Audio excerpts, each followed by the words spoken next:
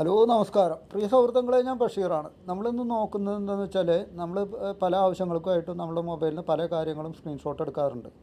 ചില സ്ക്രീൻഷോട്ട് എടുക്കുമ്പോൾ ചില ഫയലുകൾ വലുതായിരിക്കും. അപ്പോൾ നമ്മളുടെ മൊബൈലിൻ്റെ സ്ക്രീൻ എത്ര ഉണ്ടോ അത്രയും നമുക്ക് സ്ക്രീൻഷോട്ടായിട്ട് എടുക്കാൻ പറ്റുള്ളൂ. പിന്നെ രണ്ടാമത് അതിൻ്റെ മേലേക്ക് മാറ്റിയിട്ട് വീണ്ടും നമ്മൾ സ്ക്രീൻഷോട്ട് എടുത്തിട്ട് രണ്ടും മൂന്നും സ്ക്രീൻഷോട്ടായിട്ടാവും ചിലപ്പോൾ അത് അയക്കുന്നുണ്ടാവുക.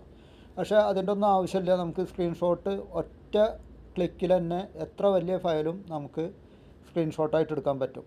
അത് എങ്ങനെയാണെന്നുള്ളത് നോക്കണം. വളരെ സിമ്പിളാണ് കാര്യം. അപ്പോൾ അതെങ്ങനെയാണെന്ന് നോക്കാം. നമ്മളിപ്പോൾ ഞാനിപ്പോൾ ഒരു വെബ്സൈറ്റ് തുറക്കുകയാണ്. ആ വെബ്സൈറ്റിൻ്റെ സ്ക്രീൻഷോട്ടാണ് ഇപ്പോൾ ഞാൻ എടുക്കുന്നത്. ഇതിപ്പോൾ ഞാൻ ഇവിടെ സ്ക്രീൻഷോട്ട് ഇത് കണ്ടോ, ഇതൊന്ന് ഇതാക്കി ഇവിടെ സ്ക്രോളെന്ന് കണ്ടോ. ചിലതിന് വേറെ എന്തെങ്കിലും എഴുതുണ്ടാവും കേട്ടോ, സ്ക്രോളെന്നാവില്ല.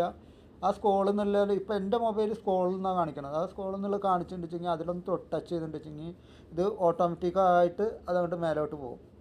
അത് ഓട്ടോമാറ്റിക്കായിട്ട് മേലോട്ടും. ചിലതിൽ നമ്മളിങ്ങനെ ആ സ്ക്രോൾ എന്നുള്ളതിൻ്റെ അതിൻ്റെ ചിഹ്നത്തിൻ്റെ മുകളിലൊന്ന് ഇടയ്ക്കിടയ്ക്ക് ടച്ച് ചെയ്ത് കൊടുക്കേണ്ടി വരും ചില മൊബൈലിൽ.